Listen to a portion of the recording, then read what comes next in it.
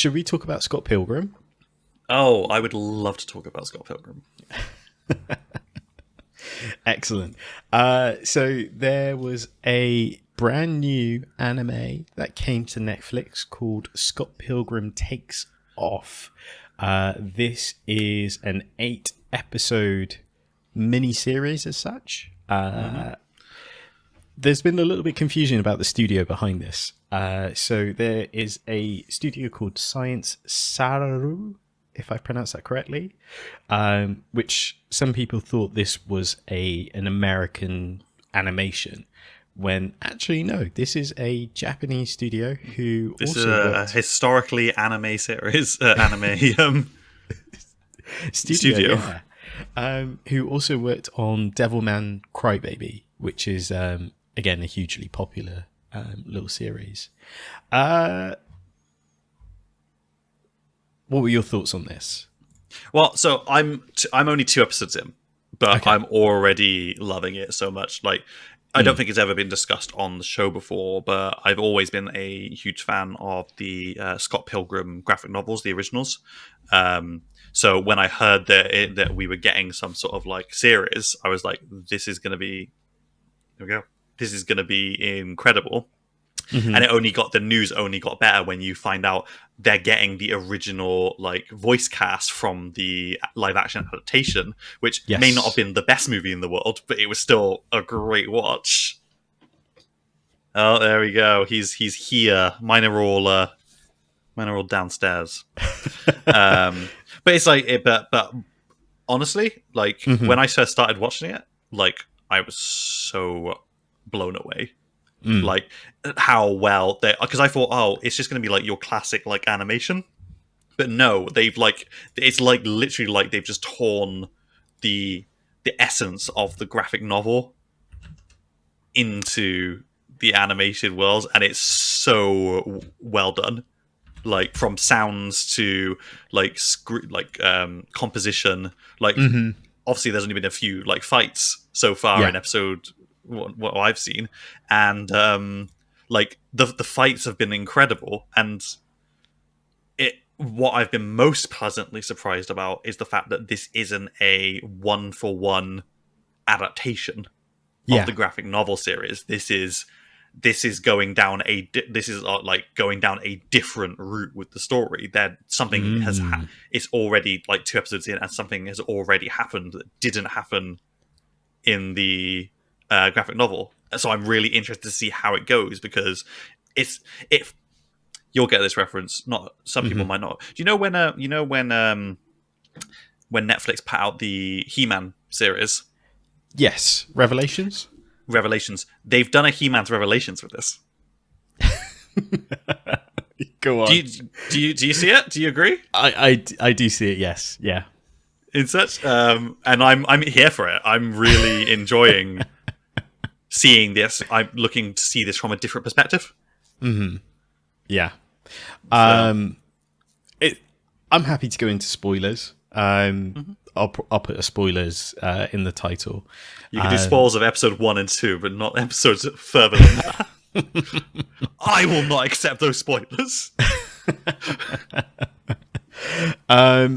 Okay, cool. No, that's great to hear, because so just kind of rewind on some of those talking points you had there. I really like this. This, like you said, really, the animation does an amazing job of complementing the manga style that we had. So, and they really ham up some of those anime tropes, you know, like running and shouting at each other and all sorts. And it really plays into it, and it's really cool. The voice cast is, like you said, it's amazing to have the live action voice cast back, because I think one of the things that really kind of connects with a lot of people is just how good that cast was for the live action movie. It was really well chosen, wasn't it? And there's some big faces. So yeah, and like some of them, it was the beginning of their careers, like Michael Cera, and I think Chris Evans had been around by then, but he hasn't really launched off the way. Yeah, like he was like Captain doing America. like little, like he was doing like little like teen. Like he was doing like jock roles, wasn't he? Yeah, there's that. I think maybe the losers. I can't remember if this is pre or post Fantastic Four, but yeah, it's everyone's really young at this stage. Anna Kendrick as well. Yep. You've got Brie Larson. Brie Larson, yeah. So again, it's amazing that entire cast came back to do the voice work, which is amazing. And I was really surprised how well some of them do at being a voice actor. Michael Cera as a anime pro tag is amazing. I couldn't hear it until I started watching it. I could not hear Michael Cera being the voice of Scott Pilgrim for the graphic novel character. Yeah, I saw him as he made a great Scott Pilgrim in the live action, but he had he came with his own kind of awkward, very trademark awkwardness with that. Yeah, he does such a good job voice acting Scott Pilgrim. So much range in his voice as well, and delivery. Yeah. The delivery is again just feels almost like a 1-for-1 dub anime, like a really good dub anime. Going into spoilers a little bit, I was expecting this being a 1-for-1. So in my head, I was really excited for this to have some big bombastic anime fights that I was familiar with. So the Matt Patel fight, the Lucas fight Lucas as well. Lee.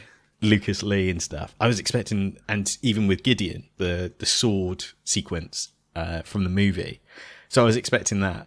So like you said, the fact that at the end of the first episode, they take that all away and they're like, this is going to be a different thing altogether now. I was like, I don't know if I like that. Because I was expecting all of these fights, but in a big, bombastic, Trigger Studio style. But as I kind of went through it, I was like, I like where this story is going. I like that all the exes are having more screen time and more character development, because I really like these characters now more than I thought I did. Yeah, that's been great to see it, because I think that's what the live action and that's what the graphic novels themselves were lacking a bit. Because even though the graphic novels are incredible and stuff like that, each Evil X only gets a couple of chapters, I guess, before they're no longer a part of the story anymore. They're just gone. Yeah, that's it. They turn to coins. Yeah. Whereas this time around, episode 2, that whole was literally 50% of it was all about the Evil X's, and it was Matthew Patel basically expressing his dissatisfaction with Gideon, because he basically found out that even though Gideon has said whoever defeats Scott Pilgrim gets Ramona, but obviously Ramona doesn't want any of them, and he's like, well, you lied to us because you said that she'd be with us. And then he's like, I think that the League of Eagle X's needs a new leader. Yeah. And he's like, and then there's this, and everyone agrees, and then there's this massive fight sequence between Gideon and Matt Patel, which had a really unexpected ending as well. A whole new power struggle that none of us really saw coming. I think there is a lot of things in this they do kind of address and try to correct as well. So for example, you'll probably see this later on. They address it in a very Scott Pilgrim way, but Scott Pilgrim dating a high schooler is gets addressed, and they address that really early on as well, and I'm really glad. Because I watched the movie before I read the graphic novels, and what I took away from after reading the graphic novels was this was not shown in the movie, that actually, even though Scott Pilgrim is meant to be the hero, he's actually a proper trash person. Yeah, he's a real shitty guy. Does a lot of things. Yeah. and that's the another part of this, I think, worth kind of just showing. Kotaku did this article about there being a little bit of a backlash on the anime. Some fans, again, went into this expecting a like for like from the manga or the graphic novel, which meant like a lot more exploration on some characters like Stephen Stills and things. But again, that's not really that doesn't really take place in this version of the anime because it's a completely different timeline. So again, it's kind of an odd, I guess, set of expectations, because again, I went into it expecting one thing, fans went into it expecting a different thing, and it delivers again a whole new storyline. Which again, I'm not too bothered about. It did give me a few jarring feelings about it to begin with, but that was just my own expectations. And I took time to reflect on that. Like, well, if it's a 1-to-1, I've already got a movie that I could watch, sort of thing. So it's not like I'm missing out on anything massively. You know, there's a movie, there's graphic novels, there's a video game series. How many times do I really need to see the same story retold, I guess? And it's not even, and this isn't even a situation of like Netflix has gotten the permission as to make an adaptation. This is literally like Brian Lee O'Malley is one of the writers for the show. So this isn't a situation of someone taking it and making changes that they see fit. This is someone taking it and working with Brian Lee O'Malley. It's like the One Piece live action all over again. It's like the original writer has had a massive part in the actual conceptualization of this story. So I'm happy to see where it goes. Because you know, sometimes different is good. Exactly. And I watched a few interviews as well, because I wanted to get a feel of why is it made like this? And from the interviews, it seems that this was an opportunity to tell the story, but in a different way. And again, if they had this thought and they've never had a channel to maybe explore it, and then one eventually happens, that's cool. Like, you know, again, Final Fantasy VII is doing something very similar at the moment, where they're using the opportunity for the remake to tell different types of stories with different types of characters. Not to say that this is Final Fantasy VII, but I kind of, after watching those interviews, I was like, okay, I think I can get on board with this now. But yeah, still great animation, still great fight sequences, and as I said before, some real good character moments as well. Yeah, you've also got to like I like to look at it in like situations like this as well. Like when Scott Pilgrim versus the World originally came out in like 2004. Scott Pilgrim's Precious Little Life came out in like 2004. So he would have been about in his late 20s. No, would he be in his late 20s? He's 44 now. Is this the creator? The creator.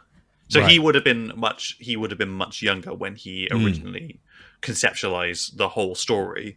And I think that a lot of writers, they often like they'll write something in their youth and then they'll look back on it when they've got like more experience and they're like, actually, I wouldn't have done it that way.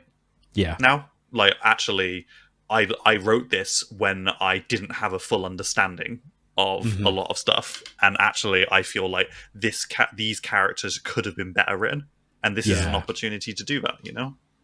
Absolutely. Yeah It's again, like the whole situation with knives, and and really explore some other characters and some other things as well. I won't go into too much detail because again, I don't want to spoil it for you. I'll kill you.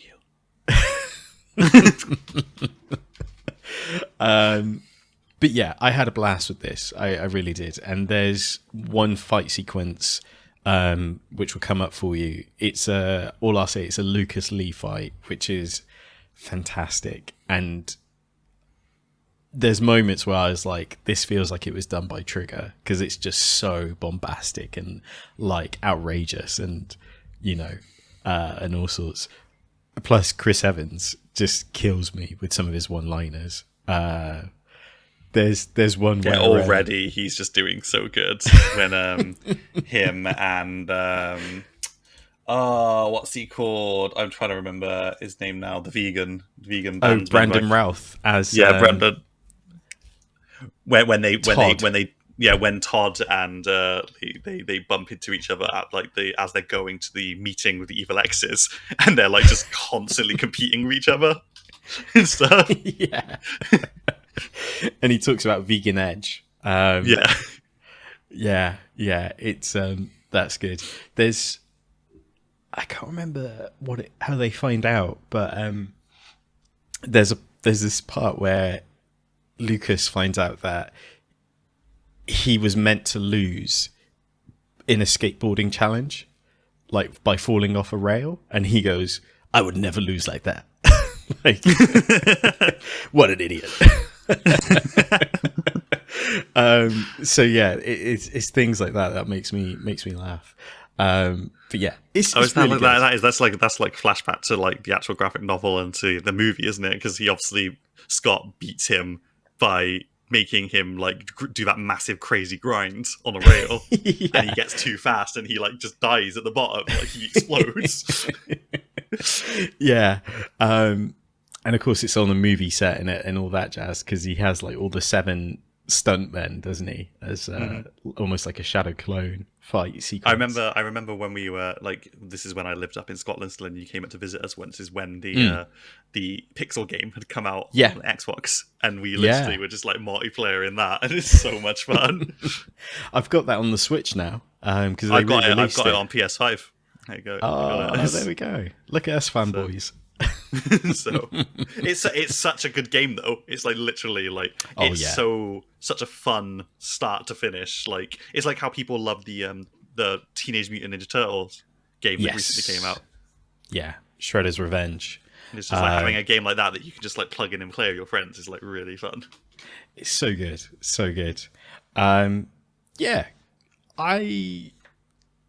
I'm happy this is doing really well, because that's the other element of this. This is done really well on IMDb, on Rotten Tomatoes. I think it had like a certified fresh at one stage. So yeah, I'm really glad that this has really landed well with new and old fans alike, really. I'm going to guess that the people who have expressed extreme dissatisfaction have used the term woke is broke at least several times. Maybe just out of just a guess, maybe. Sat currently at an 8.0 out of 10. Perfectly respectable. I think that's all I can say, really. Really like it. Really glad it's back. And I'd probably happily rewatch this. Oh, in that first episode, I got to mention this. His conversation with Ramona about Sonic the Hedgehog had me belly laughing. So good. I had no idea, but when I thought more about it, I was like, "Oh my god, that's amazing!" It's like when they're walking home in the snow, and he brings up the other reference, and she's like, "Oh, is that a Sonic the Hedgehog reference?" He's like, "Is that the Sonic the Hedgehog reference?" So yeah, fantastic. Any more or any other thoughts to mention? Well, I've not finished it yet. So I don't really have much more to say about it, but I am, I'm super enjoying it. It's a nice change of pace. Mm-hmm. Hope to get it finished by the end of the weekend, maybe. But at this point, I've got nothing bad to say. I'm really enjoying what they're doing with it. Excellent. I think that they chose the perfect studio to do it as well. Yes. Studio Saru.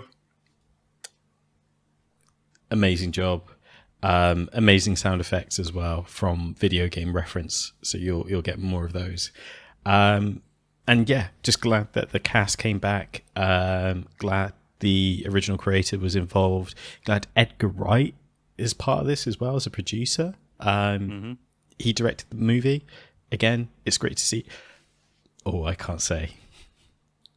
There's cameos in this, which is fantastic. Cool. Look forward to it. Looking forward to it. You will pop when you see/hear them. Excellent. Right. I think that's everything. Hey, thanks for listening. Thanks for watching. Make sure to like, share, subscribe. And if you listen to this on your favorite podcast platform, please leave a like or a star rating, maybe even a comment, because that helps massively. I seen we're on the climb in Canada, so thank you to all of our Canadian listeners. We appreciate the love and support there. And, I love maple syrup. I love Canadian wrestlers, so there we go. Honestly, Canada is like the better America. Don't play favorites. I'm pandering.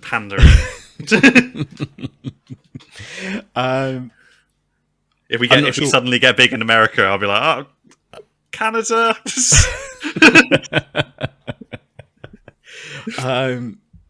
There wasn't a ton of news out of New York Anime NYC, so we'll see what news stuff comes out of that, and again, maybe we'll put a list together. But for the time being, thanks for listening, thanks for watching, and we will catch you on the next episode.